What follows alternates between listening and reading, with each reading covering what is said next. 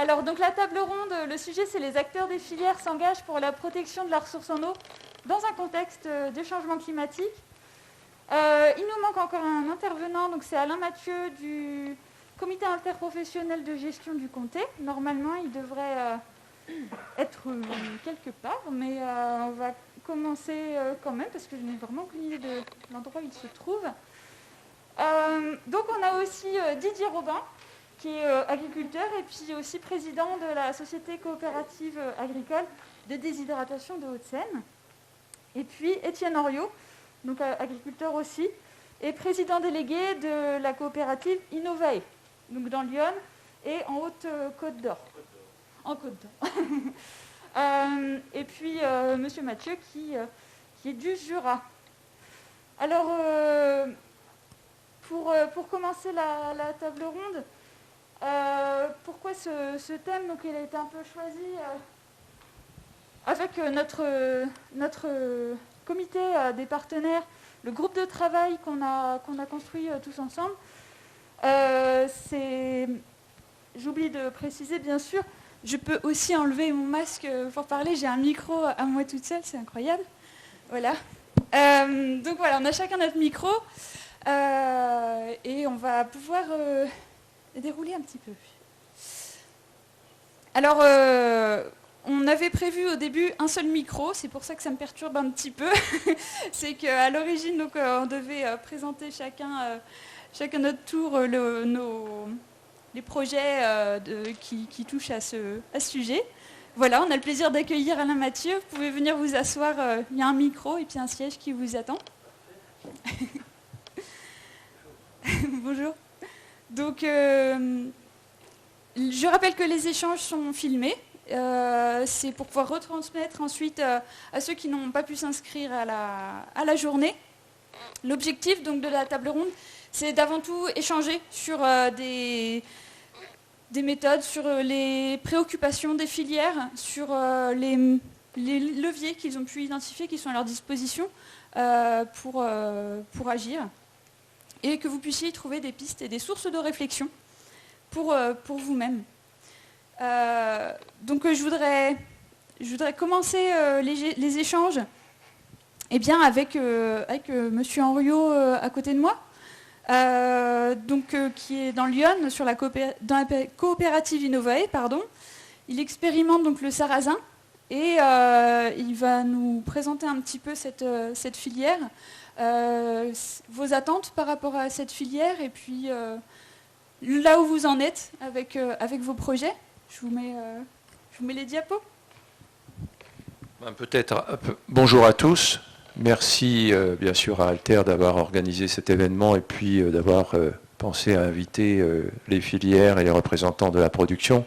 Je pense que c'est effectivement une bonne idée quand on aborde des sujets aussi environnementaux, divers et variés.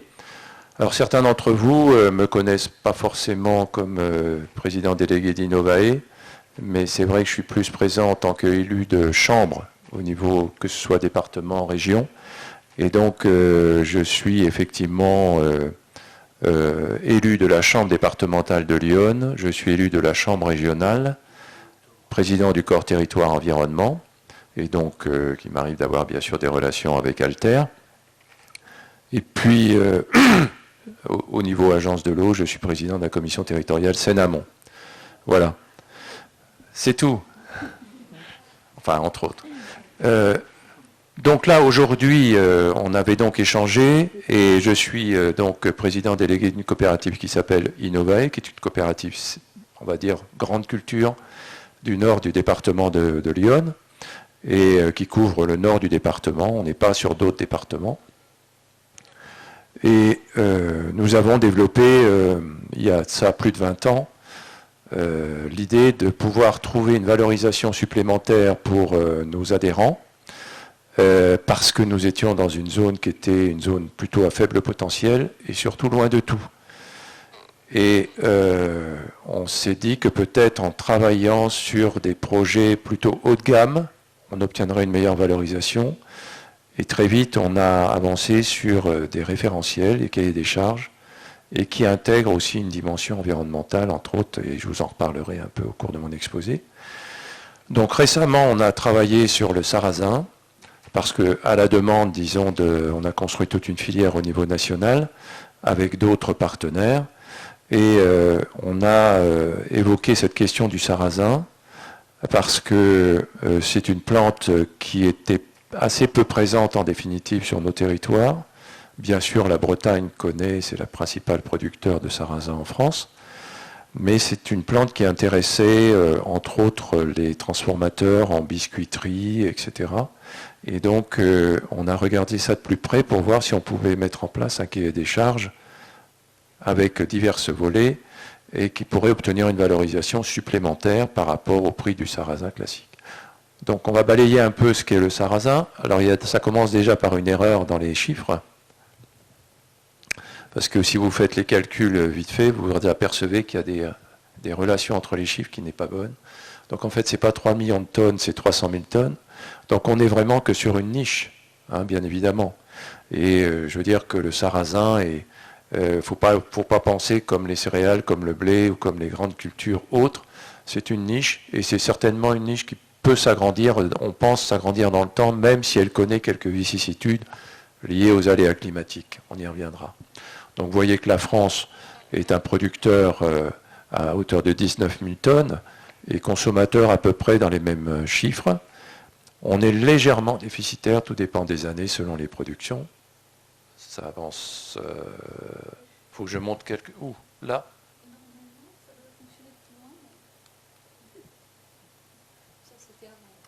Ou alors?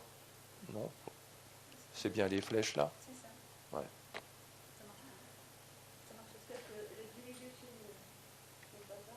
Ah là. Normalement, il est sur mon ordinateur là. Bah, attendez, la flèche, elle est où là? Elles sont là? Ici. Allez, on va faire comme ça. Voilà, on va y arriver. Donc le commerce mondial, vous voyez, ce n'est pas des quantités très, très importantes. On parle vraiment de choses qui sont assez modestes. Au niveau des importateurs, c'est essentiellement le Japon et l'Espagne. Mais vous voyez les quantités. Donc on est vraiment sur des petits niveaux. Alors, tendance française à la hausse. Alors vous dites, il raconte encore là des histoires parce que la courbe, elle ne traduit pas vraiment ça. On va dire que l'année 2017 est une année plutôt atypique parce qu'il y a eu vraiment de très gros rendements en sarrasin.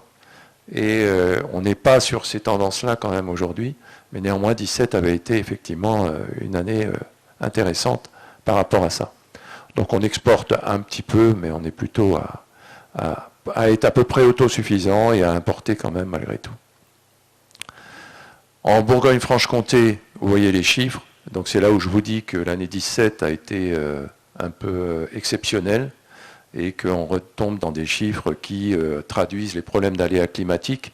Mais c'est malheureusement le lot pour toutes les productions. Hein. Ce n'est pas que le sarrasin qui souffre, c'est toutes les productions et en Bourgogne-Franche-Comté en particulier. Peut-être que...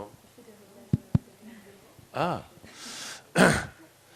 Et je pense que mes collègues en parleront des autres filières par rapport à ça. Bon, on vous a indiqué également en agriculture biologique ce que ça représente. Donc c'est bien Lyon et la Côte d'Or qui sont les plus gros producteurs dans notre région BFC. Ah, là j'ai rien fait. Hein. Ou alors j'ai appuyé sur le machin du milieu. C'est celui-là ? Voilà, c'est bon. Alors, oui, non, mais c'est parce que voilà, on va. Donc voilà, très, très vite dit ce qu'il en est sur la production, etc. Donc une petite filière, mais je dirais que les petites filières, nous, ça nous intéresse. Parce qu'on n'est pas une grosse coopérative, au regard de certaines que l'on voit dans notre environnement. Et donc on s'est spécialisé un peu sur ce qui peut paraître de l'épicerie à certains. Parce qu'effectivement, il y a des attentes au niveau du marché par rapport à ces espèces-là, parce qu'elles rentrent dans la fabrication maintenant de plus en plus de divers produits en boulangerie, viennoiserie, pâtisserie, et donc c'est bien. Et puis en plus, on a regardé ces plantes-là avec intérêt, parce que nous, dans notre cahier des charges, on y met aussi un volet environnemental, et c'est des plantes qui sont intéressantes en termes de consommation d'intrants, puisque sur le sarrasin, on n'en met pas. Donc c'est quand même pas mal dans nos régions. Alors très vite, On va tout de suite... voilà. Ne lisez pas tout, je vais simplement faire un commentaire. Donc nous avons construit une filière donc, au niveau national avec d'un côté un GIE qui regroupe plus de 100 acteurs, avec dans les collèges vous allez trouver bien sûr la production, les organismes qui collectent et qui travaillent le grain. Vous allez trouver ensuite la meunerie, ensuite vous allez la deuxième transformation, c'est-à-dire tout ce qui est biscuiterie, etc. Et puis la distribution. La distribution, c'est à la fois la boulangerie artisanale, donc notre boulanger au coin de la rue, mais également la grande distribution. Donc on a plus de 100 acteurs aujourd'hui, on doit être 120 au niveau France. Par contre, tout ce qui est référentiel, cahier des charges de production, marque, etc., est propriété de ma coopérative, au travers d'une filiale qui s'appelle la SASU Cap Sever. C'est nous qui travaillons sur les référentiels, c'est nous qui effectivement les modifions, les faisons évoluer. Alors, c'est celle-là. Donc, on a voulu faire en sorte de s'appuyer sur un label reconnu par les pouvoirs publics, et donc c'est une CCP. Donc vous savez que les CCP, enfin je ne sais pas s'il faut rentrer trop dans le détail, ce n'est pas forcément un SICO comme Label Rouge, AB, etc. Mais néanmoins, ça demeure un label qui est reconnu par les pouvoirs publics. Alors je veux bien que vous expliquiez un petit peu CCP, parce que je ne suis pas sûre que tout le monde ici... Certification de conformité produit. Voilà. C'est marqué, oui, c'est marqué dessus. Donc, dans le cahier des charges, il y a bien sûr des éléments qui peuvent paraître assez classiques et logiques. C'est entre autres tout ce qui est traçabilité. Faut savoir que le cahier des charges, nous, on l'a créé en 98. Donc, c'est un petit peu d'histoire. Donc, il y a un cahier des charges que nous avons construit sur le blé.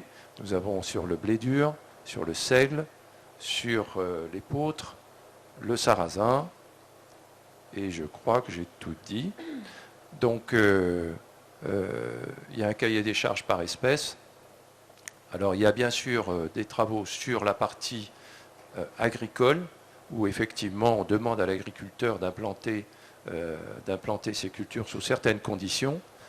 Déjà physiquement, c'est-à-dire que, par exemple, on n'a pas le droit de semer ces espèces-là à moins de 250 mètres des voies routières à grand trafic, des zones d'activité, etc.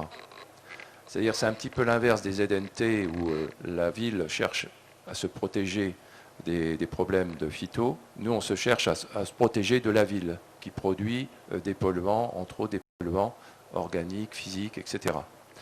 Donc ça, ça fait partie, disons, des problèmes de localisation. Ensuite, il y a bien sûr les choix de variétés. On cherche à avoir des variétés, entre autres, qui soient moins sensibles aux problèmes de maladie, de telle façon à limiter les recours aux produits phytosanitaires. Donc il y a également, nous, c'est pas de l'agriculture biologique, mais néanmoins, on a une liste positive de produits phytosanitaires qui est regardée chaque année, surtout par rapport au côté phrase de risque, impact sur l'environnement, etc. Et ne doivent être utilisés que vraiment en ultime recours. Donc c'est quelque chose auquel on fait très attention. Et au niveau du stockage, c'est du stockage sans insecticides. Il faut savoir que pendant très longtemps, on traitait les céréales avec des insecticides au moment du stockage parce qu'on avait cette problématique d'insectes qui pouvait se traduire par une destruction d'une partie des grains. Donc ça, c'est au niveau de l'OS et du stockage des grains. Donc on a abandonné cette pratique-là, nous, à notre niveau, et ça se fait par ventilation naturelle. L'idée étant d'abaisser très vite la température, en dessous de 10 degrés, des insectes ne se développent pas. Et donc ça fait partie. Alors, parce que dans notre concept, il nous paraissait difficile de vendre des grains dans du produit, on va dire, haut de gamme pour alimentation pour bébé, par exemple, alors qu'on a mis un traitement dessus le grain direct, parce que là, je veux dire que l'effet, il n'est pas terrible. Donc ça a été une volonté très forte au départ. Donc traçabilité, parce que je pense que le consommateur aujourd'hui, si à l'époque c'était moins évident, le consommateur aujourd'hui, il aime au besoin de savoir comment effectivement a été implanté le produit, connaître toute l'histoire du produit qu'il va consommer, même s'il est mélangé à d'autres produits. Enfin bref, vous connaissez mieux que moi cet intérêt qu'il y a aujourd'hui, c'est donc tout ce qui est traçabilité. Je pense que dans le comté, ils ont un peu les mêmes problèmes, c'est-à-dire que quand on a des produits qui sont fongibles au départ, ça ne se fait pas comme ça, n'importe comment. Il faut vraiment réfléchir à la façon de faire les choses, de telle façon à ce qu'on puisse remonter jusqu'au producteur. Alors, entre autres, bien évidemment, il y a tout un panel d'analyses. Alors, sur le sarrasin, ça fait partie des espèces qui sont regardées de près. Je disais encore à quelqu'un hier, le sarrasin, ce n'est pas tellement un problème en période de végétation, les problèmes commencent au moment de la récolte. C'est un peu comme le chanvre, pour ceux qui ont entendu parler du chanvre.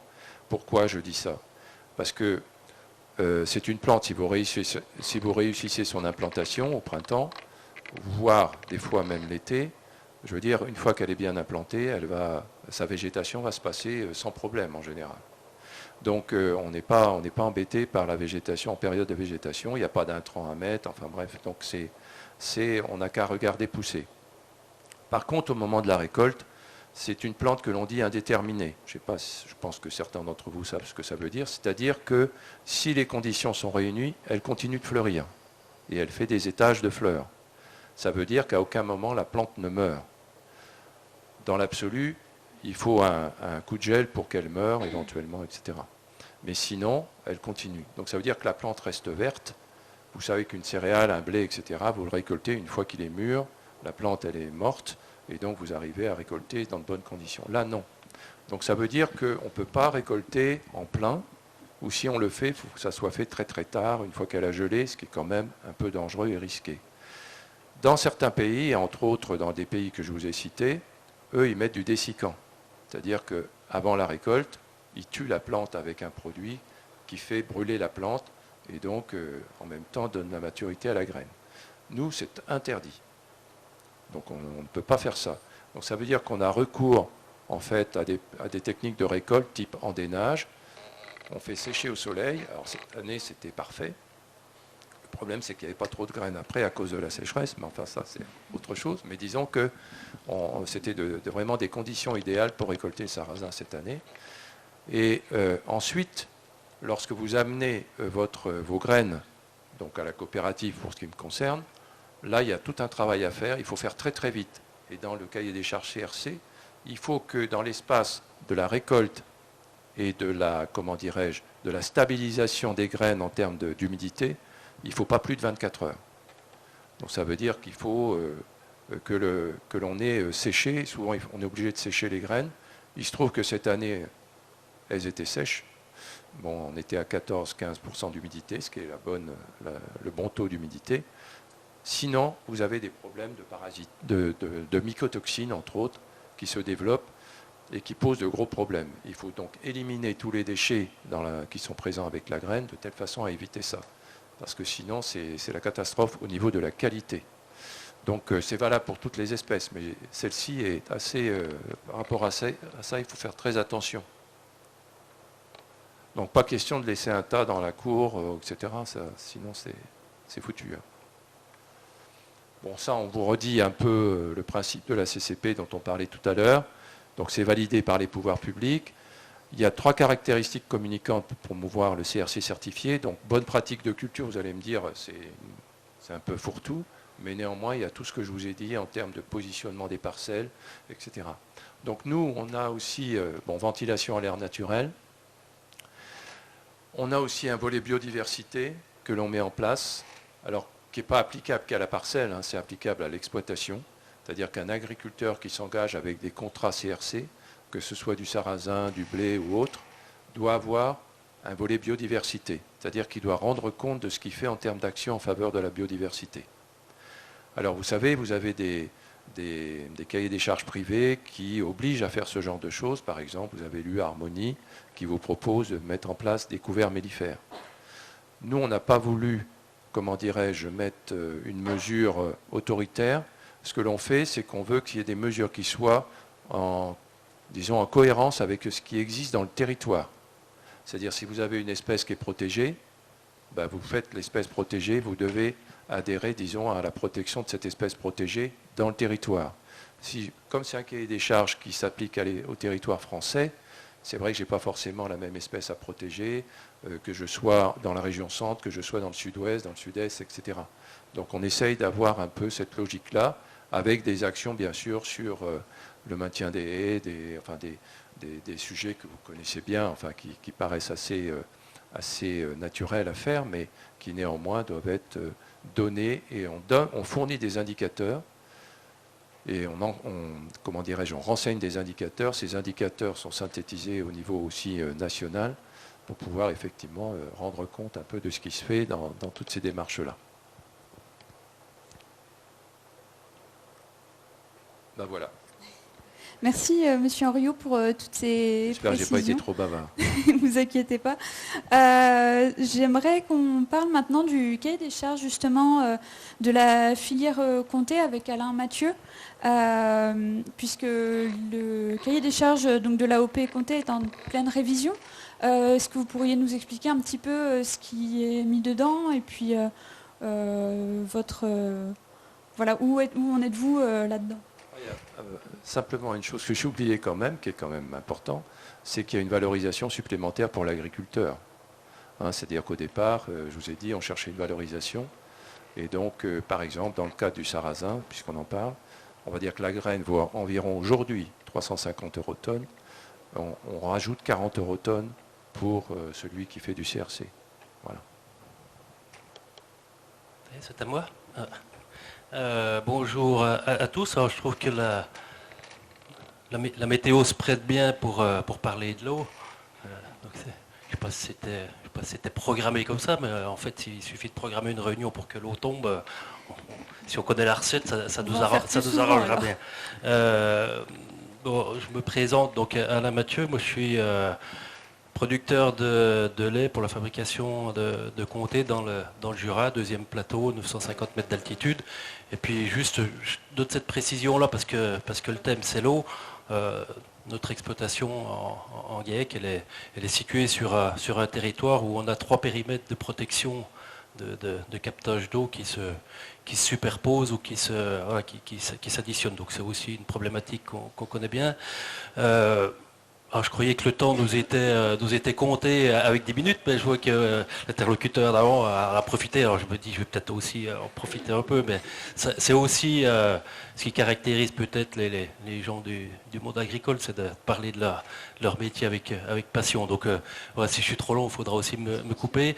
Juste, si je peux juste me permettre quand même une remarque dans ce que j'ai entendu, puis moi j'ai appris plein de choses sur le sarrasin, et puis c'est la notion de réciprocité, de protection entre la ville qui se protège parfois des pratiques agricoles.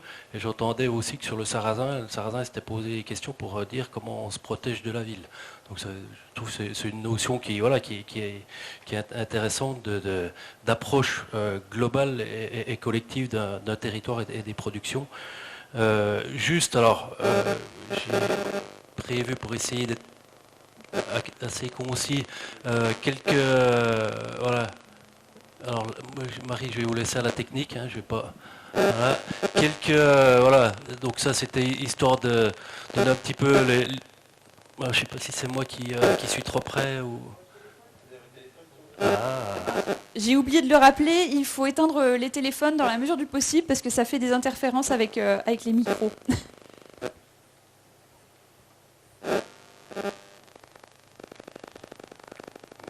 Maintenant, je ne suis plus responsable de rien.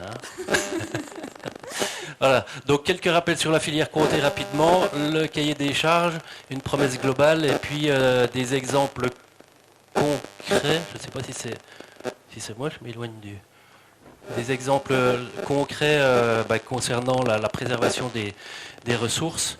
Donc, Marie, si vous voulez bien avancer, non, je peux me rasseoir, ça doit pas être moi. Alors, je vais vous donner mon micro. Ce sera plus simple.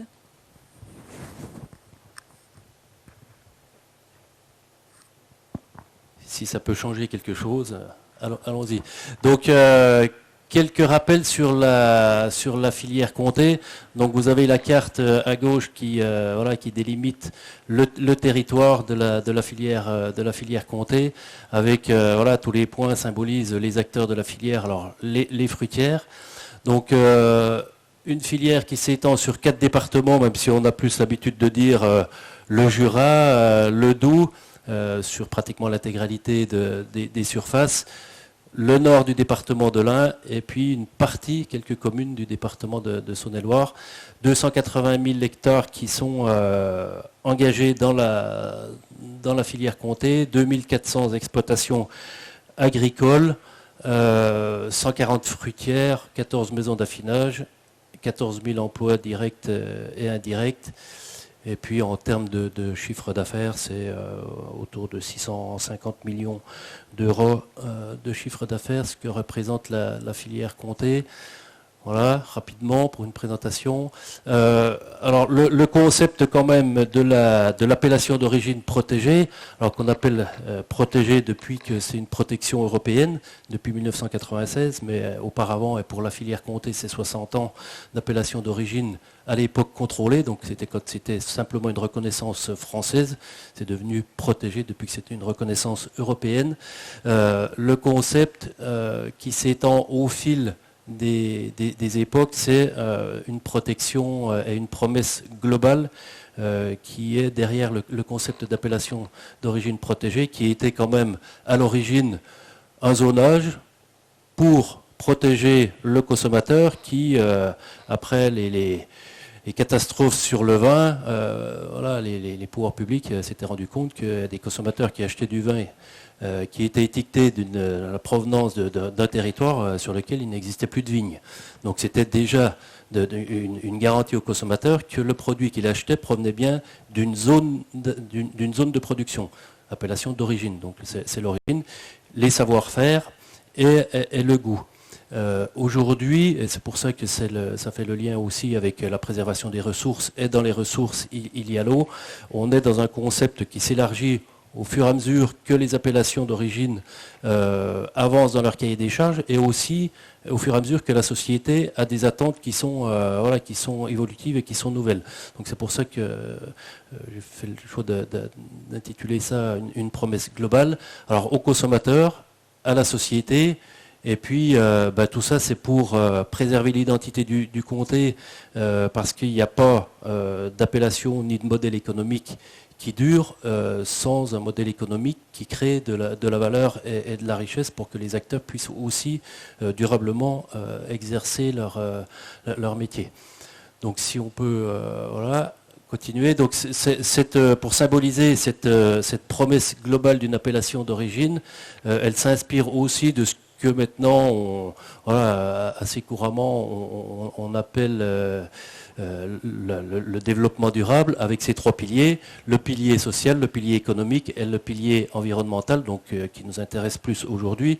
Mais je trouve que c'est intéressant aussi de partager ensemble le fait que derrière une appellation d'origine protégée, il y a l'ensemble de ces éléments, en rappelant qu'une appellation d'origine protégée, son origine, c'est de mettre en valeur les ressources d'un territoire. Donc pour le comté, c'est une production de lait. La production de lait, elle est issue d'une production fourragère, l'herbe en été, le fourrage sec en hiver.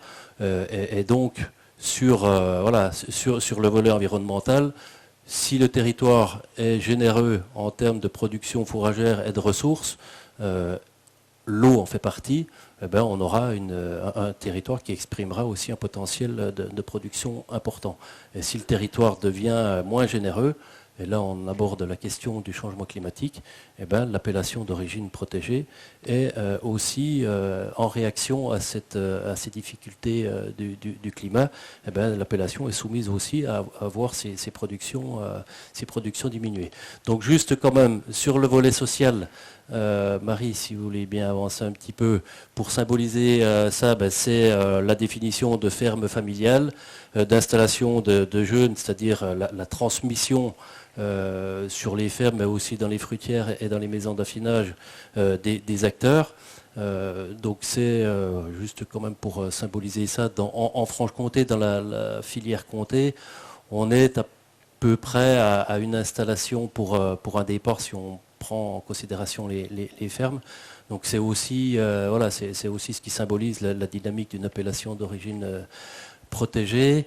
C'est pour ça aussi qu'on a essayé de codifier un petit peu ce qui était le métier de producteur de lait à comté. Et on le verra tout à l'heure, quel est le statut de l'exploitant agricole et puis comment des fermes peuvent être plus facilement transmissibles. Donc on évoque aussi la taille et le métier autour du fait de faire vivre la ferme, mais c'est aussi vrai pour les fromagers, pour les affineurs, donc les savoir-faire traditionnels et puis les emplois sur le territoire, puisque une appellation d'origine protégée, à partir du moment où elle a délimité sa zone d'appellation, automatiquement et inévitablement, les emplois restent sur le territoire et ne sont pas délocalisables, puisque les fermes, il faut qu'elles produisent sur le territoire, les fruitières transforment sur le territoire, et dans le cahier des charges, pour ce qui concerne aussi le conditionnement, l'affinage, le conditionnement des comtés pour le maillon de l'affinage, dans notre cahier des charges figure aussi l'obligation du conditionnement et de la transformation sur la zone. C'est aussi préserver des savoir-faire sur la zone d'appellation, et c'est aussi finalement la déclinaison de l'engagement d'une appellation d'origine, de faire vivre son territoire en ayant ses emplois et ses savoir-faire sur ce territoire. Sur le volet économique, si on avance un peu, création de valeur, qualité, transmission des fermes, on l'a déjà un peu évoqué. C'est de dire que on n'a pas un modèle d'exploitation ou de fruitière qui perdure ou de maison d'affinage qui perdure si au final on n'a pas un équilibre avec une création de richesse. Alors derrière la création de richesse, il y a aussi plein de débats parce qu'on peut avoir une filière qui crée de la richesse mais qui la redistribue mal. Ça c'est encore un autre sujet. Donc là derrière cet élément-là, il y aura aussi de quoi en discuter pendant l'après-midi. Donc on va pas s'étendre, mais ça fait aussi partie des attendus, et ça fait aussi partie des états généraux de l'alimentation qui étaient le reflet finalement d'une société de la France qui était émue de voir ces paysans qui touchaient 350 € par mois en disant est-ce que l'agriculture a un avenir en France, en citant quelquefois la filière comté comme un modèle qui avait réussi à créer de la valeur et finalement peut-être en faire profiter à tous ces acteurs, avec les limites lorsqu'on évoque ces sujets-là. Du droit de la concurrence et puis de savoir quelle est la transparence qu'une filière peut s'autoriser, à quels indicateurs on peut appréhender les uns et les autres, quelle est la création de valeur et quelle est sa répartition et sa juste répartition. Et puis sur ce qui est le thème d'aujourd'hui, sur le volet environnemental, donc le troisième pilier de la durabilité, c'est limitation de la production de lait par ferme, l'encadrement de la fertilisation à la parcelle, l'autonomie fourragère, trois indicateurs que je vous propose de détailler un peu plus après, qui sont de dire, puisqu'une appellation c'est mettre en valeur les ressources d'un territoire, la filière comté par exemple, ou une appellation n'a pas vocation à se développer à l'infini, puisque quand les ressources ont touché leurs limites, automatiquement le développement de la filière a touché ses limites. Donc c'est aussi pour ça que nous on l'a matérialisé par une mesure phare qu'on appelle la limitation de la production ou limitation de la productivité laitière à l'hectare, en disant aujourd'hui, pour vous donner un chiffre, c'est 3000 litres à peu près de lait en moyenne par hectare qui sont produits sur les 280 000 hectares de la filière. Encadrement de la fertilisation à la parcelle, c'est aussi de dire que le retour au sol des effluents d'élevage pour nourrir les plantes, c'est aussi quelque chose qui est très encadré. Et puis l'autonomie fourragère, c'est aussi pour symboliser le fait que l'alimentation des vaches, les montbéliardes et les cimatales, doit être exclusivement, principalement issus du territoire. Donc on encadre aussi les compléments alimentaires dans le cahier des charges. Voilà. Et puis là, on a quelques mesures. Donc juste quand même l'histoire de la filière comté, si j'ai 3 minutes encore, l'histoire de la filière comté, c'est 700 ans d'histoire. C'est au XIIe siècle, les paysans qui n'avaient souvent qu'une seule vache, qui se sont mis en commun pour passer l'hiver parce qu'il fallait conserver du lait. Une seule vache, ils étaient conscients que pour conserver un fromage, il valait mieux faire un gros fromage, donc ils se sont mis à plusieurs, ils ont rassemblé leur lait pour avoir suffisamment de lait, 400 litres pour faire une meule. Et donc c'est ce fait historique, c'est-à-dire mettre en commun ces faibles moyens, c'est-à-dire à l'époque souvent qu'une seule vache par personne, pour faire un gros fromage de conservation. Donc c'est pour ça aussi que par exemple on n'a pas de comté fermier, parce que l'histoire du comté c'est la mise en commun. C'est pour ça d'ailleurs que les fruitières c'est le lieu où on fait fructifier son travail, quoi. Voilà, ça c'est l'histoire. Et puis l'histoire de l'appellation, officiellement, c'est 60 ans. Au cours de ces 60 ans, il y a eu 10 cahiers des charges qui se sont succédés. Donc là, je vais partager avec vous quelques éléments qui touchent à l'environnement sur le dernier cahier des charges, sachant que 2007-2015, c'était la mise en place de la limitation de la productivité laitière à l'hectare. Voilà ce que j'évoquais tout de suite, qui est une mesure unique en France et en Europe, où il a fallu convaincre l'Europe que derrière le concept d'appellation d'origine, il n'y avait pas uniquement le zonage, il n'y avait pas uniquement les savoir-faire, ni les attentes en termes de goût, mais qu'il y avait bien la préservation des ressources qui devaient pouvoir en faire partie. Juste peut-être revenir au graphique d'avant, au diapo d'avant. Donc fertilisation azotée plafonnée à la parcelle, parce que là on est dans le sujet de la préservation des ressources et de la préservation de l'eau. Donc on a codifié des fertilisations maximales à l'hectare et par an, en faisant un distinguo entre les effluents style fumier et les effluents liquides style lisier, parce que ça fait aussi beaucoup débat aujourd'hui. Donc ça renvoie aussi au développement agricole en disant, lorsque l'on fait des préconisations sur les modèles de bâtiments d'exploitation d'élevage par exemple, on s'engage sur en général 15 ou 20 ans. Donc il faut aussi anticiper pour savoir quelles sont les répercussions sur l'agronomie des sols. Donc c'est aussi pour ça que nous, pour ce qui concerne la filière comté, on a voulu codifier tout ça. Donc pas d'épandage avant 200 degrés, pour les agronomes de la salle, ça veut dire en gros, tant que la végétation n'est pas active, on ne nourrit pas la plante. Plan d'épandage individuel, ce sera rendu obligatoire par ce cahier des charges. Analyse d'effluents tous les 3 ans. Bout de station d'épuration, épandage interdit sur les terres agricoles. Alors là, on retrouve un débat de société. Est-ce que l'agriculture doit rendre ce service à la société que d'épandre des bouts? C'est ce que la filière comté a fait pendant des années et qu'elle fait encore aujourd'hui. Le sujet, c'était de dire, à partir du moment où les composants de ces bouts de station feront peut-être qu'un jour la société trouvera que que ça pose un vrai problème d'avoir épandu dans les sols certains résidus médicamenteux, certains métaux lourds, et ce qu'on trouvera au fur et à mesure que les analyses deviendront plus précises, qui est responsable de ça. Donc nous, il y a un certain nombre de démarches de qualité. L'agriculture biologique, entre autres, avait interdit dans leur cahier des charges l'épandage des bouts. Nous, la filière comté, on a fait le choix, mais ça renvoie à un débat général qui est de dire, à partir du moment où si l'agriculture en général ne veut plus des bouts de steppe, qu'est-ce qu'on en fait? Et sur le volet environnemental, ça pose un vrai problème, parce qu'on sait aujourd'hui que finalement, quand on prend place en tant que citoyen, on dit finalement, moi, si c'est l'agriculture qui les prend, ça me va bien parce que c'est la formule qui coûte le moins cher. À partir du moment où l'agriculture n'en veut plus, on sait qu'il faut les déshydrater, et puis ensuite, de toute façon, ce qui était dedans, déjà il y a un coût, il y a un bilan carbone et environnemental qui n'est pas bon, puis on n'a toujours pas trouvé la solution de savoir ce qu'on faisait de ce que même si c'est concentré, les résidus dont on ne veut pas, on ne sait pas les traiter aujourd'hui. Donc il y a aussi une notion de responsabilité. Est-ce que c'est l'agriculture? Est-ce que c'est la société qui doit porter cette responsabilité-là? Traçabilité des effluents, allez, on avance. Et puis, plafonnement de la production par hectare, donc ça on l'a déjà évoqué.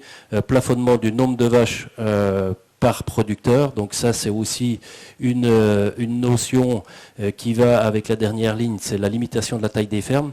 Donc dans la limitation de la taille des fermes, la limitation du nombre de vaches par producteur, pour définir un lien direct avec la qualité du lait, la qualité du fromage derrière, des fois qu'il faut, il faut développer l'explication.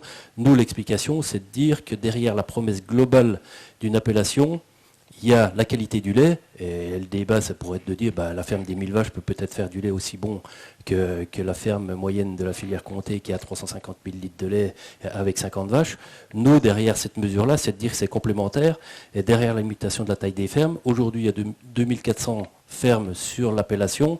Demain, on considère qu'on souhaite qu'il reste cette diversité, cette occupation sur l'ensemble du territoire, et avec des fermes qui soient détenues, dont le capital est détenu par les producteurs, et les producteurs soient ceux qui traient les vaches et qui transmettent leur exploitation. Ce qui est totalement différent d'un modèle qui pourrait être une concentration des fermes, avec le capital qui est détenu par des gens qui ont un fonds de pension et qui mettent des salariés. Mais derrière, il y a aussi un enjeu environnemental, parce que si on a un modèle qui concentre les animaux, finalement, ça aura un impact sur l'environnement aussi. Voilà, 50 heures, c'est pour réaffirmer le fait que les vaches pâturent. Et puis, je ne sais plus, il en reste encore une. Donc, on a augmenté, voilà, on est passé de 1 hectare par vache à 1 hectare 30 par vache. Et puis, les autres mesures concernent l'autonomie fourragère et puis l'encadrement de l'alimentation avec... Voilà, ça a plus un lien avec le bien-être animal. Alors j'entendais en venant une émission sur le bien-être animal avec un citoyen qui témoignait qu'il était dépité de voir que les vaches allaient au champ et qu'on leur faisait faire beaucoup de kilomètres tous les jours. Et puis en même temps, on entend que les vaches, lorsqu'elles sont à l'intérieur, elles peuvent pas aller dehors. Donc je ne sais pas où est le juste dosage, mais voilà, ça veut dire aussi qu'il y a plein de débats de société derrière tout ça. Je ne sais pas, je crois que c'était à peu près tout. Il en reste une après qui montre l'ensemble des mesures. Voilà, ressources de l'exploitation, c'est la surface. Donc une exploitation en moyenne sur le comté, c'est une petite centaine d'hectares. Donc ces hectares permettent d'avoir une ressource fourragère, de l'herbe, du foin. On a une limitation totale de la production par la mesure de limitation de la productivité laitière. On a 50 heures obligatoires par vache. On a un nombre de vaches qui est limité. On a la main-d'œuvre qui doit être une main-d'œuvre qui détient le capital et qui fait le travail. On a une fertilisation qui est encadrée, une autonomie fourragère aussi, des achats externes qui sont encadrés. Donc tout ça fait un lien avec l'expression du terroir, l'expression des ressources, c'est-à-dire à partir du moment où vous avez une surface, vous avez une quantité d'herbe, et c'est ça qui définira la production de lait et la production de comté. Alors j'en profite parce que l'actualité médiatique est aussi un peu aujourd'hui fixée sur la qualité des rivières en Franche-Comté et du comté en particulier.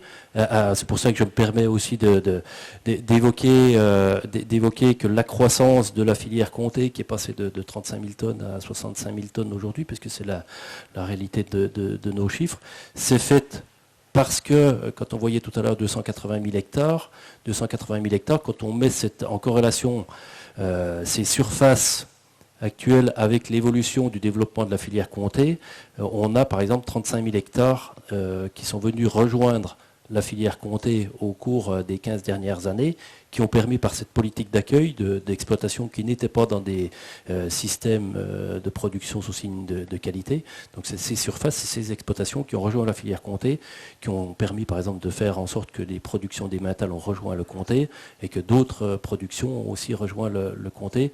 Et c'est pour ça que quand on évoque le fait qu'on est dans un univers fini, dans une appellation d'origine, effectivement, et qu'une appellation n'a pas vocation à nourrir le monde, c'est qu'une fois que sa ressource a touché ses limites, elle les touche d'autant plus qu'on est confronté aujourd'hui au changement climatique, ce qui fait que par exemple sur cette année, depuis juillet et août, la production elle baisse parce que les ressources sont moins importantes. Voilà, donc c'est l'ensemble de ces mesures aussi qui font que la préservation de l'eau et de nos ressources peut être effective. Voilà. Merci Monsieur Mathieu. Notre table ronde se transforme en grands exposés. C'est parce qu'on devait avoir un seul micro. Donc c'était très difficile à l'origine de permettre des échanges. Mais maintenant, je vais passer la parole à Monsieur Robin, donc de la coopérative de déshydratation. Parce que grâce à cette coopérative, je crois qu'une partie du territoire est passée en bio et vous allez nous expliquer un petit peu tout ça. Bon, en fait, déjà, je vais commencer par me présenter. Donc, Didier Robin, je suis agriculteur sur la commune de Baigneux. J'ai 37 ans. Ça fait à peu près 13 ans que je suis installé. À l'époque, l'exploitation comptait des vaches laitières en AOC et Poisse. Il y a eu un départ d'un associé. Et donc, du coup, j'ai arrêté le lait à peu près en 2013-2014. Et 2015, choix de partir en agriculture biologique. Donc depuis 2015 en agribio, alors grande culture, un atelier bovin allaitant. Et comme on le disait, on est dans la vallée de la Seine. Donc moi j'ai la Seine qui est à 1 kilomètre de chez moi. Donc du coup, de chaque côté de la Seine, il y a des prairies permanentes. Donc on est toujours un peu obligé d'avoir de l'élevage sur nos exploitations. Et c'est le cas de 70% des agriculteurs qui sont sur la commune. Donc je suis aussi maire de ma petite commune de Baigneux-les-Juifs. Donc il y a 170 compteurs d'eau à Baigneux, donc quand il y a un problème d'eau, on m'appelle aussi. Donc ça fait partie aussi des boulots de maire. Et c'est vrai que la sécheresse, on a transpiré pendant un moment parce qu'on s'est dit qu'il n'y allait plus avoir d'eau, mais bon, là ça y est, elle tombe, on est heureux. Donc pour revenir à la coopérative de Baigneux, donc c'est une coopérative qui a été créée en 1970. Il y en avait à peu près 300 dans le territoire, donc sur le territoire, sur toute la France. Aujourd'hui, il n'y en a plus que 16. Et c'est la dernière, qui est en Côte d'Or, hein, donc celle qui est à Baigneux, c'est la dernière qui est 100% à ses adhérents. Et 100%, on utilise de la biomasse pour sécher la matière. Donc la biomasse, c'est les sures qu'on récupère dans les scieries dans un rayon de 40 km. Donc aujourd'hui, la coopérative, c'est 350 adhérents.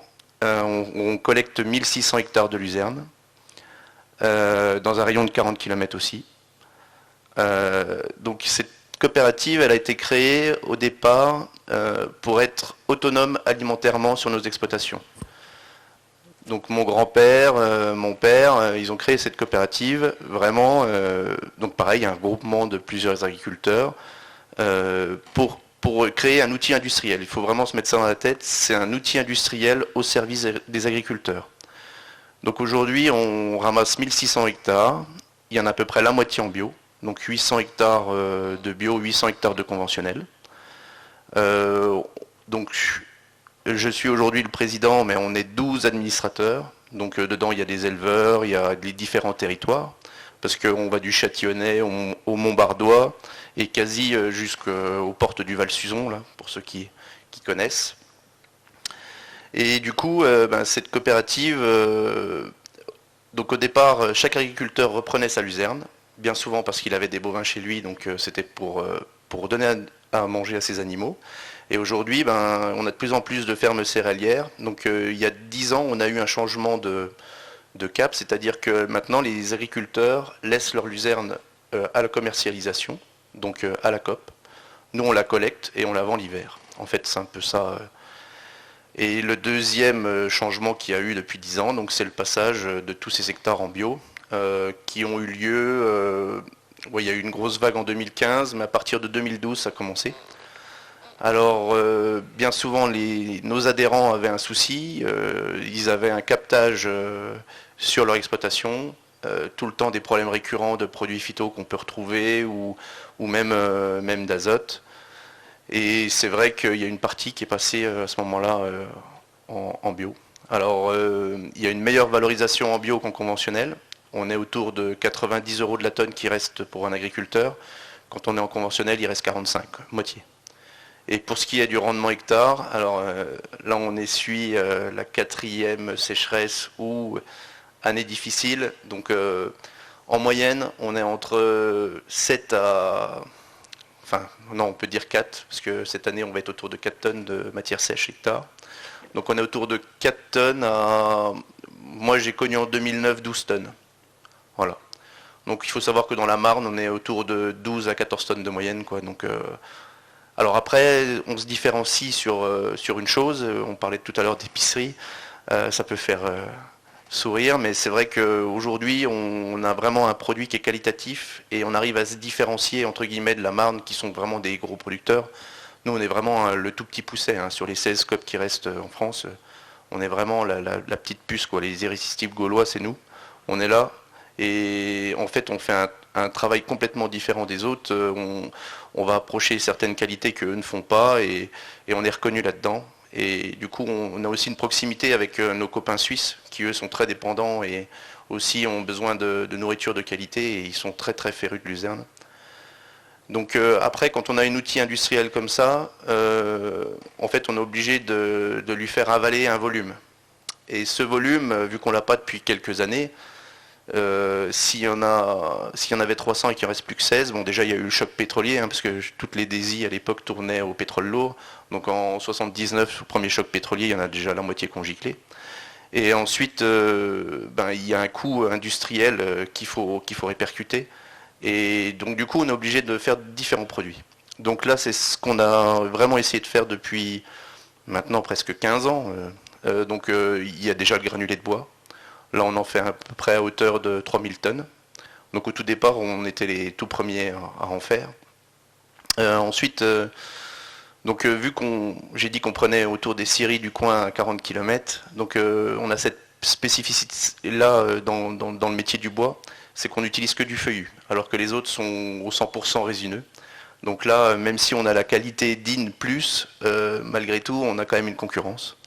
Alors, c'est un peu bizarre, on vend mieux loin que chez nous, quand on dit qu'on n'est pas prophète en son pays, ça se répercute encore. On a des très très bons clients dans les Landes, dans le Lyonnais, en Bretagne, enfin bref, on ne va pas parler de ça, mais c'est comme ça. Notre outil industriel, pour le diversifier, on a le granulé de bois. Depuis quelques années, on a le marc de raisin qu'on récupère. Là, on fait un produit pour une autre coopérative, c'est-à-dire qu'on represse le marc de raisin. Donc ça vient du chablisien, du champagne. Et donc du coup, là, on represse. L'alcool de fruits est repris, entre guillemets, par cette coopérative qui nous paye cette prestation. Et nous, on garde la rafle et le pépin de raisin. Alors le pépin de raisin, il est riche en polyphénol s'il est traité tout de suite. C'est un peu comme le sarrasin. Dès qu'on le traite tout de suite, on a des polyphénols dedans. Et là, on arrive à un coût, une vente autour de 450 à 500 € tonne, parce qu'il est utilisé dans l'industrie pharmaceutique. Vous pouvez les retrouver dans vos crèmes de nuit, dans vos crèmes de jour. Les polyphénols, c'est très très à la mode. Donc ensuite, on a ce parti de marc de raisin. Nous, vu qu'on n'arrête pas de baisser en quantité de luzerne, on a fait des essais internes. Donc là maintenant, on essaye le sorgho, qui en théorie est moins gourmand en eau, mais on se rend compte que si on n'a pas une centaine de millimètres dans l'été, c'est compliqué aussi pour le sorgho. On a essayé le sainfoin, on a un partenariat avec Saint-Folia qui, lui, est plus dans l'aube. Alors là, c'est pour faire un aliment bétail qui a des vertus thérapeutiques et antiparasitaires naturelles, en fait. Donc ça, c'est pour un peu diversifier les exploitations et diversifier notre coopérative.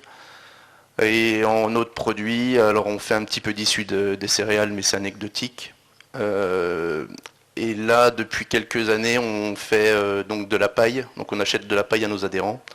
Et là, soit on fait des granulés pour faire de la litière à chat ou dans des poulaillers.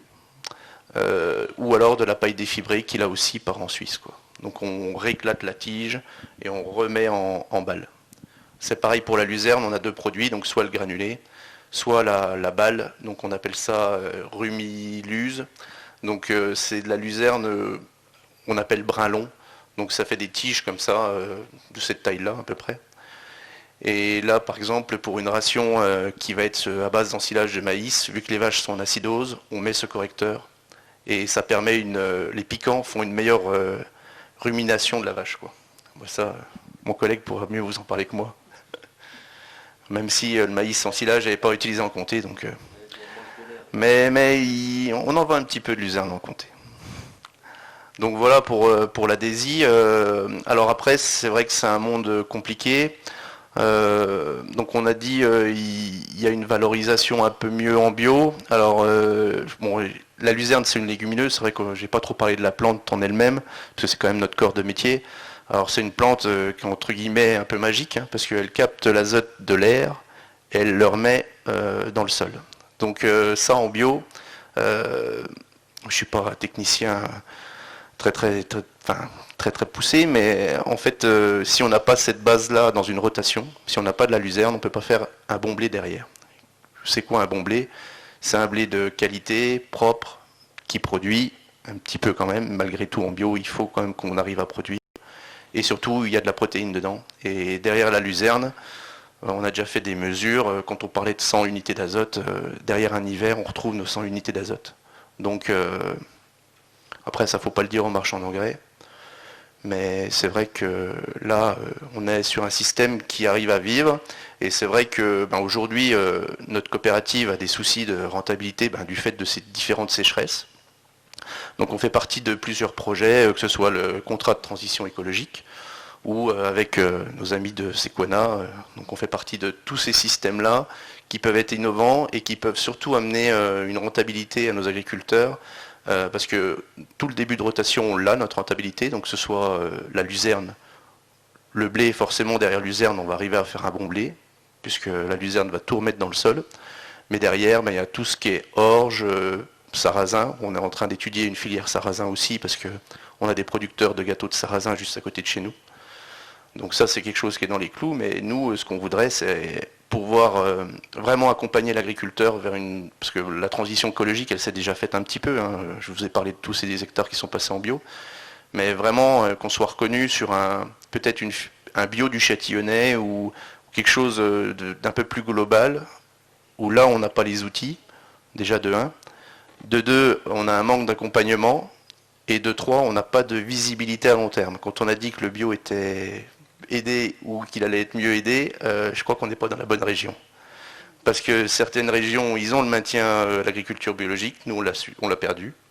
Et la PAC, moi on fait partie d'un syndicat donc des déshydrateurs, je reviens de Réunion de Paris, on a vu des commissaires européens, des députés européens, ils nous parlent plutôt d'une PAC 2025 que d'une PAC 2022 ou 2023. Donc on va laisser encore les agriculteurs 4 ou 5 ans dans un espèce de flou en disant voilà, peut-être qu'il y a ci, peut-être qu'il y a ça.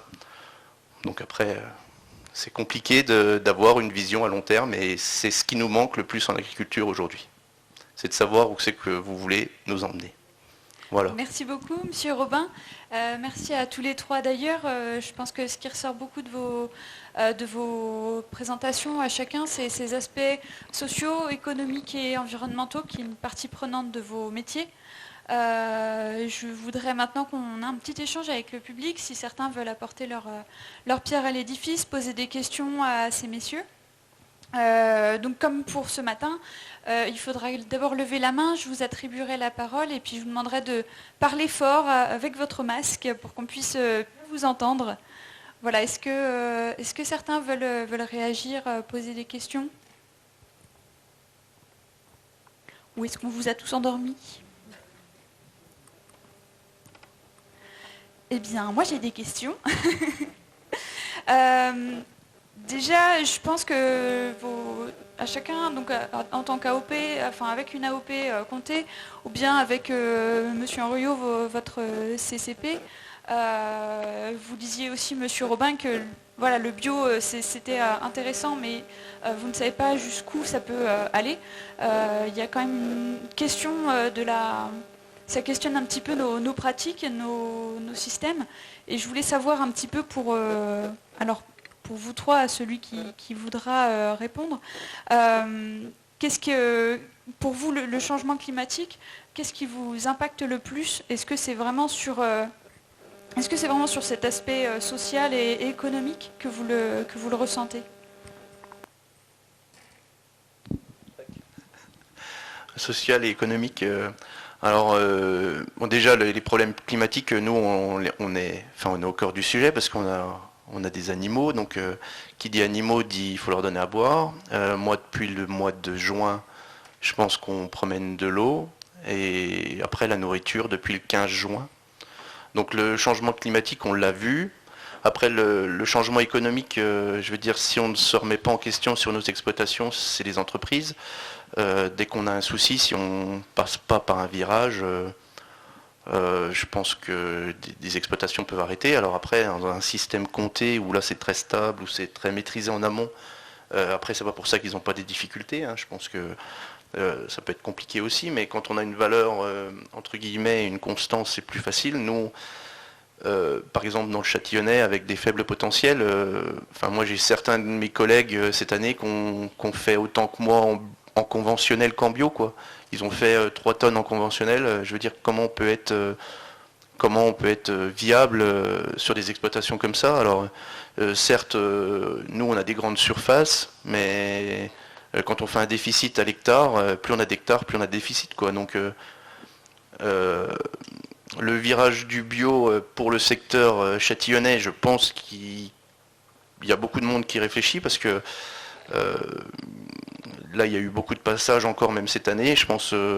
Alors après, le problème, c'est que c'est souvent qu'un pourcentage de l'exploitation, parce que maintenant, on a un plafonnement des hectares convertis. Donc les gars, ils font le plafonnement, quoi. Il y a 50 hectares d'aide, ils font 50 hectares de conversion. Et après, pour le climat, on y réfléchit. On a déjà changé de variété, on sème des fois un peu plus tard. On essaye de s'adapter, mais jusqu'où, je sais pas, quoi. Là, on a quand même eu... et c'est autant le manque d'eau que les vagues de chaleur, en fait. Là, maintenant, on a des semaines à plus de 35 degrés. C'est des choses qu'on voyait pas, quoi. Et là, je pense que ça fait vraiment du mal.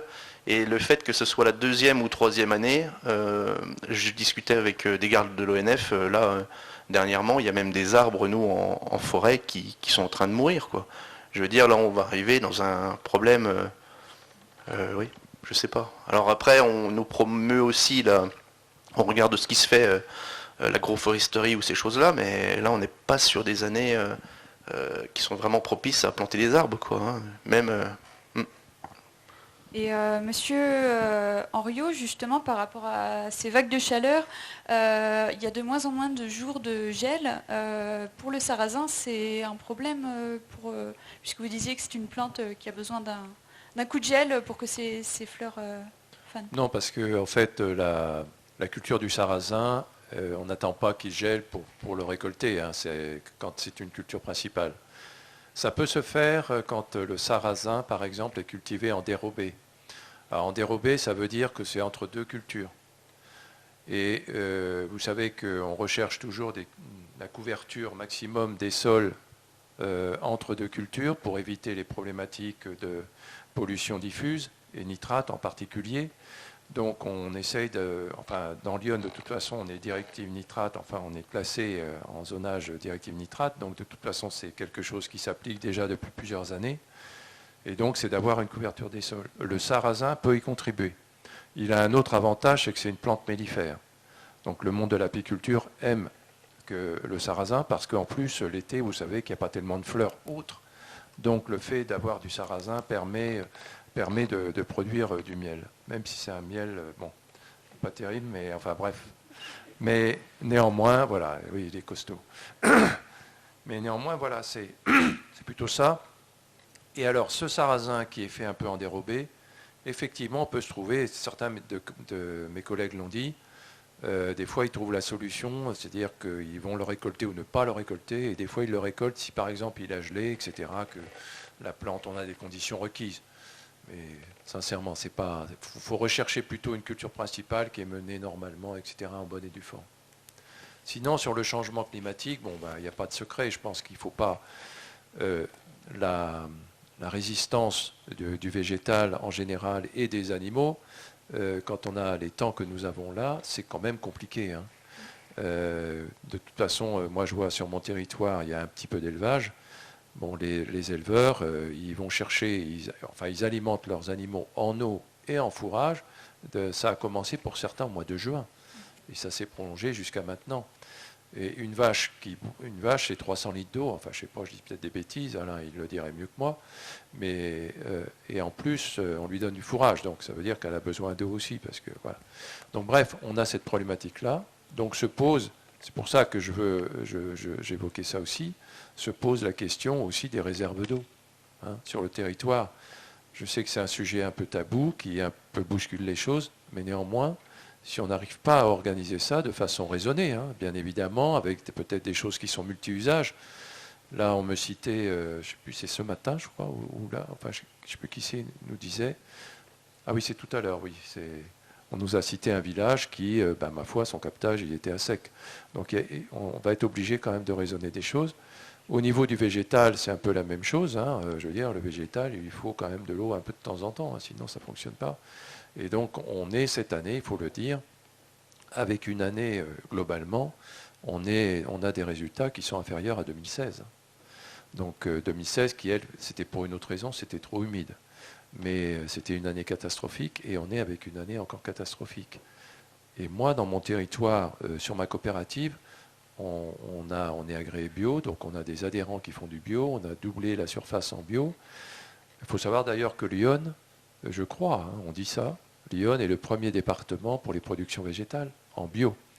Donc on doit être à 40 000 hectares, quelque chose comme ça. Bon bref, sur ma coopérative c'est le cas.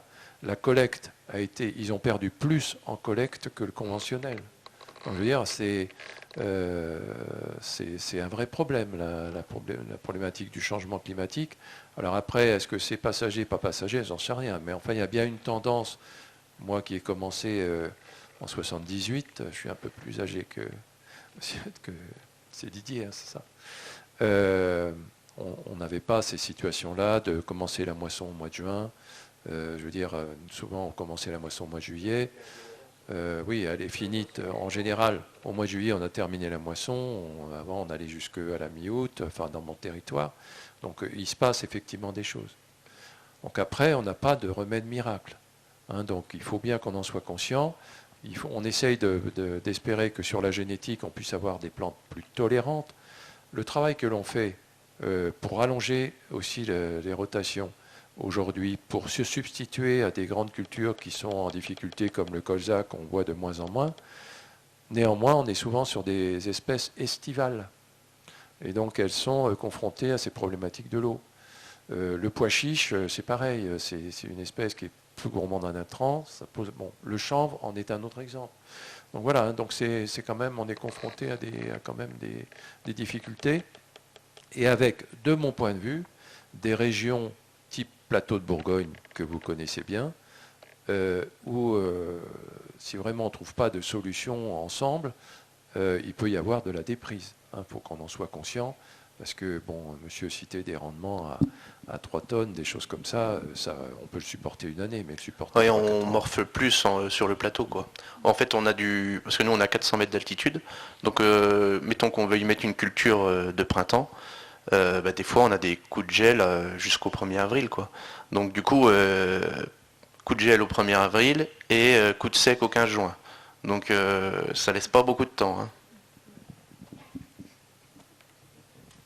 D'ailleurs, Monsieur Robin, vous disiez que vous travaillez aussi avec le CTE du Châtillonnais, si je ne me trompe pas. Ils ont un projet justement de recréation d'une zone humide pour l'abreuvement du bétail. C'est avec... Non, c'est un sujet inédit.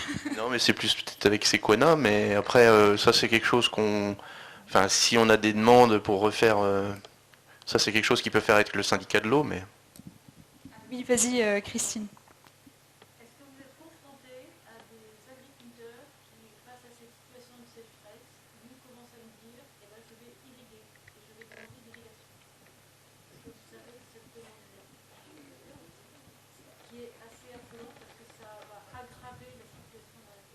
Enfin, tout dépend comment vous mettez en place ce projet-là. Bon, déjà, il y a un peu un fantasme autour de tout ça. En termes d'irrigation, on est sur un territoire, la Bourgogne-Franche-Comté, où il y a peu d'irrigation. Si je prends un département comme Lyon, que je connais bien, on est à peu près à 4000, 4500, je regarde Edith qui connaît bien le dossier, hectares irrigables. Pas forcément irrigués. Vous allez dans le Loiret à côté, c'est 50 000 à 60 000 hectares. Comment? Non, pas plus. Peut-être plus le potentiel aussi, parce que nous par exemple, ça ne marcherait pas. Non, mais c'est l'histoire qui a fait que dans le Loiret, alors que nous, on n'a pas trop bougé sur ces questions-là, eux ont vraiment beaucoup bougé. Alors eux, c'est pas les mêmes nappes, je suis d'accord, c'est la nappe de la Beauce, mais pour autant, nous, on a la nappe de la Craie, enfin bref, on a des possibilités de faire. Donc, déjà, comment dirais-je, je pense qu'il faudra envisager de toute façon d'améliorer les ressources en eau. Moi, je vois dans le département de l'Yonne, on a en ce moment, dans les projets d'installation, beaucoup d'agriculteurs, ou voire hors cadre familial, qui viennent nous voir pour faire du maraîchage. Si vous voulez faire du maraîchage, il faut de l'eau. Donc il faut faire une réserve en eau. Alors je ne vous dis pas qu'il faut faire les lacs de la forêt d'Orient, c'est Quana, là, ils connaissent bien, je pense. C'est pas ça la question. Mais c'est de se dire comment on gère l'eau. Dans mon département, vous savez, le département de l'Yonne, on fait partie des départements qui devront protéger Paris des inondations. Donc on accepte d'inonder des terres agricoles, et là-dessus la profession, elle n'est pas opposée, parce qu'on comprend que si le RER il est noyé, ça coûte quelques milliards d'euros, et alors que si on noie une terre, ça coûtera un peu moins cher. Ça, on est d'accord. Mais on se dit, on accepte bien sûr dans ce sens-là, peut-être que dans l'autre sens, on pourrait aussi par moment, quand on a vraiment des périodes, parce que ce que l'on s'aperçoit, alors je ne sais pas, ça évoluera peut-être, nous recevons à peu près la même quantité d'eau par an. Seulement, c'est la répartition qui n'est pas, c'est fait qu'on a des excès d'eau. Alors peut-être que là, on est parti pour avoir une période un peu excessive. Et puis deuxième autre point, là, on travaille sur les SDAG en ce moment. Lorsqu'on a travaillé sur les consommations, savoir les quantités prélevées, le prélèvement d'eau pour l'agriculture sur le territoire, par exemple BFC, bon, c'est Normandie, on est à peu près pareil, BFC, c'est 3-4% de l'eau qui est prélevée. Tout le reste, c'est notre consommation à nous tous en tant que citoyens, et c'est l'industrie. Donc 3-4% de toute l'utilisation, ce n'est pas que l'irrigation, c'est les animaux, voilà. Donc ce n'est pas non plus des quantités qui peuvent choquer. Le problème, c'est que nous, on en a besoin l'été. Et en plus, c'est visible. C'est aussi la particularité. Une industrie qui consomme de l'eau, je ne le vois pas. Qu'un agriculteur qui consomme de l'eau, surtout si ce sont des canons d'arrosage, on va le voir. Et quand il fait chaud, 30 degrés, si on voit un canon d'arrosage, on se dit, mince, il y a quand même un problème. Tout ça, c'est des choses qu'on est obligé, aujourd'hui, nous, de raisonner, le monde agricole dans son ensemble, même, Alain en parlera mieux sur les régions, le pastoralisme, etc., qui est concerné aussi, parce que, de toute façon, il faut à la fois qu'on raisonne ça pour ne pas se mettre dans des systèmes qui iraient effectivement, où on se tromperait complètement dans la façon de faire. Donc il faut qu'on arrive à raisonner ensemble, et je pense que c'est en mettant tous les usagers de l'eau autour de la table qu'on arrivera à être intelligents ensemble, qu'on fera des choses et qu'on évitera peut-être des choses qui vous choquent aujourd'hui et qu'il faut peut-être effectivement ne pas développer. Il faut regarder ce qu'il en est. Hein. Je veux dire, ce n'est pas que de la responsabilité de l'agriculture. Je crois que c'est Alain qui parlait, qui s'adressait un peu à vous, ou je ne sais plus, non, c'est toi Didier, par rapport à savoir ce que l'on veut. Je crois qu'effectivement, on a une responsabilité collective pour savoir un peu ce que l'on peut faire. Alors, oui, vas-y. Juste pas. Ah bah, pardon. Non, enfin, par rapport à ces questions, tu évoquais que la filière comté était peut-être plus épargnée par ça. Enfin, quand on a une année climatique compliquée et que les ressources sont moins bonnes, il y a une production qui diminue. La réalité de la vie économique d'une filière, aussi organisée soit-elle, c'est que par exemple, quand on a des productions qui baissent de 5-7% comme en ce moment, juillet, août, en comté, c'est aussi derrière en cascade des marchés qui subissent cette élasticité de la production. Donc sortir d'un marché parce que la production n'est plus là, ça a des répercussions. D'autres produits viennent prendre la place, des consommateurs consommateurs font d'autres choix? Est-ce que le jour où la nature revient plus généreuse et que la production redevient à un niveau normal, est-ce que la filière est en capacité, est-ce que les consommateurs reviennent? Voilà, ça a des répercussions aussi en cascade sur la réalité économique de la vie des entreprises et les équilibres d'une filière. Donc c'est une vraie question. C'est vrai qu'aujourd'hui, quand on regarde les scénarios qu'on nous annonce, nous, en Franche-Comté, le Jura, que dans 10-12 ans, on aura le climat de Valence, voilà, on est vraiment sur une évolution à marche forcée, quoi. Et c'est vrai que les 3 années qu'on vient de vivre sont... voilà, il faut croire qu'on n'échappera pas à ça. J'aurais juste aussi quand même que ça génère aussi un conflit d'usage. Et c'est pour ça qui se pose à l'agriculture en premier, parce que l'agriculture est confrontée à une pénurie de fourrage, à une pénurie d'eau, mais en cascade, ça pose la question à la société.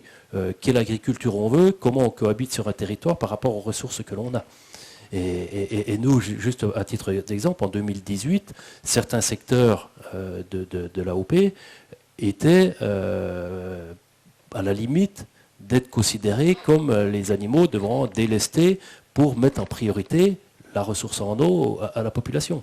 Donc ça pose aussi la question, nous on a certaines zones, par exemple les zones frontalières, qui se développent, où l'urbanisation se développe, et finalement on va dire aux paysans, vos vaches boivent trop d'eau, on donne priorité aux habitants. C'est tout à fait normal pour une société. Par contre, qu'est-ce qu'on organise sur le territoire, quoi? Comment on gère ce conflit d'usage? Oui, alors juste une dernière question, puisqu'après il faut vraiment qu'on continue. Vas-y Gaëlle, je crois que tu voulais intervenir. Je suis heureuse de vous entendre revenir sur le sujet, parce que là, concrètement, on sait qu'il y a énormément de fermes où la question de la trésorerie en janvier est clairement posée. Je ne suis pas sûre qu'il y ait que des enjeux techniques sur la thématique du titre de la table ronde qui nous réunit. Bien au contraire, et vous avez souligné aussi, monsieur, la question de l'entrée territoriale. Les acteurs de la filière, on a beaucoup parlé des producteurs finalement, alors que la valeur ajoutée, on sait bien qu'elle est plutôt vers l'aval, et du coup je vais poser la question, réaction sur la question du rôle des acteurs de la filière, au-delà de la production, à partir dans la supply chain, au moment de toutes la transformation, commercialisation, marketing, de l'approche territoriale et des acteurs en territoire et des acteurs territoriaux aussi, parce que les grands accents aujourd'hui, c'est quand même, j'ai vu, les territoires. C'est volontaire aussi. C'est volontaire aussi, on est sur une journée technique pour les animateurs justement. Oui, c'est une journée technique, mais du coup, acteurs de la filière, quelles sont vos attentes vis-à-vis, ce matin on a beaucoup parlé de la collectivité territoriale, on a parlé un peu des femmes, mais beaucoup des COP-COM, pour les PAT par exemple. Qu'attendez-vous des acteurs territoriaux pour avancer ensemble sur la protection de la ressource en eau dans ce contexte particulièrement déstabilisant de changement climatique, érosion de la qualité des sols et contexte économique qui est vraiment pas terrible. On a 2 heures. Non, enfin... je trouve que la question, c'est pour ça qu'on renvoie, et le fait que la société renvoie plein d'interrogations avec l'agriculture, les pratiques agricoles, soit des débats de société de plus en plus nombreux, ça renvoie par effet miroir à la société. Quel est le modèle agricole que la société, que la France veut? Et derrière la question que vous posez de la ressource en eau, chez nous, sur le massif du Jura, il y a la question de l'usage des terres. Même si on a l'impression que le massif du Jura est pas forcément, où il n'y a pas forcément une pression foncière énorme, si. Nous, par exemple, sur la zone d'appellation, il y a 800 à 900 hectares qui perdent de la vocation agricole chaque année. Donc déjà ça, c'est un premier arbitrage qui se fait de l'usage que l'on fait de l'ensemble du territoire. La cohabitation entre l'agriculture et la forêt, par exemple. Donc tout ça, ça commence par ça, la préservation des ressources en eau. Parce que quel usage fait-on de notre espace ? À partir du moment où on fait perdre sur un territoire comme le nôtre 7, 8, 900 hectares, en 2019 c'était plus de 1000 hectares, on fait perdre la vocation agricole, on sait aussi que ce ne sera plus 1000 hectares qui seront un tampon pour stocker de l'eau, puisque ce sera urbanisé ou des voies d'accès. Donc ensuite, on donne aussi à l'agriculture finalement un rôle encore plus important sur la surface qui lui reste, pour stocker l'eau et pour produire, si tant est qu'on considère que l'agriculture doit continuer à produire. Donc c'est pour ça que ça renvoie aussi à la société. Et je pense que après, les débats de société, les questions qui sont posées au modèle agricole, elles sont légitimes. Mais je pense qu'on va renvoyer cette question à la société. Quand on parle aujourd'hui, alors au mois de mars, on était ému et tout le monde courait dans les supermarchés en disant j'ai peur que mon frigo soit vide. Aujourd'hui, ces questions-là, on les a oubliées, mais je pense aussi que l'agriculture, à un moment, on va dire, écoutez, moi, si c'est trop compliqué de continuer à produire, moi, je vais faire autre chose. Donc c'est pour ça, comment est-ce qu'on utilise notre espace, la cohabitation entre la forêt, chez nous, on a tous les débats autour de la préservation des éléments fixes du paysage, les haies, les casse-cailloux, tout ça, c'est des débats de société qui sont légitimes. Mais on ne peut pas faire porter ça uniquement à l'agriculture, parce que le modèle agricole, il est aussi le reflet de ce que veut la société. Et quand on parle d'effet d'annonce en disant on veut l'autonomie alimentaire dans notre pays parce que c'est une priorité, derrière ces annonces qu'on partage tous, comment on le décline ? Comment sur nos territoires, qui sont des territoires, pour ce que je connais moi, une appellation est tournée dans des territoires difficiles, pour fixer des gens sur un territoire à partir de... Et une partie de la question, c'était est-ce qu'on a quelque chose à attendre des politiques ? Et je crois que ça... Enfin, je suis jeune, mais s'il y a bien quelque chose dont je ne crois pas que ça viendra ça viendra pas d'eux. Je pense qu'il faut que ça vienne de la base. Et c'est pour ça que nous, au sein de la coopérative, par exemple, on s'est engagé avec le projet Sequana. C'est parce qu'on veut vraiment créer notre cahier des charges. On veut une autre valorisation qui n'est pas un système d'aide, parce qu'on ne marche plus aux primes. Je veux dire, les primes, on nous les promet, on les touche 2-3 ans, puis après on nous dit que l'enveloppe est vide et on ne touche rien. Donc ce système-là, nous, on n'en veut plus. On a l'impression d'être... on vous donne ça parce que comme ça va vous sortir la tête de l'eau. Et puis comme ça, vous verrez un peu plus loin. Et on endort les gens, quoi. Je veux dire, on est toujours dans le système où on endort les gens. Et ce qui fait peur, c'est que le réveil va être difficile. Parce que là, c'est toute l'économie qui est foutue par terre, là. Je pense que l'agriculture, nous, dans notre plateau, ça va être très compliqué, là, dans 2-3 mois. Et je sais pas quelle perspective on a, mais il va falloir vite qu'on sorte les coudes, parce que là, ça fait peur. Moi, j'ai très très peur pour les années qui viennent, parce que là, on se voile tous la face, en fait. Avant, on avait des problèmes d'argent. Pour le moindre truc, on nous disait, non, 100 millions, on peut pas les sortir. Là, on sort des milliards et des milliards depuis 6 mois. On parle plus de vis-à-vis de l'Europe, de notre contrainte économique. Et là, je sais. Moi, franchement, j'ai peur pour mes enfants, quoi. Où on va ? Ça, je sais pas. Merci à tous. Je suis désolée, on va devoir conclure là-dessus. Déjà, je voudrais qu'on... C'est très optimiste. C'est très très optimiste.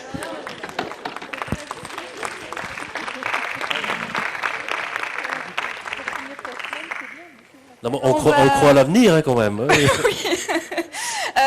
Donc on va devoir passer au groupe de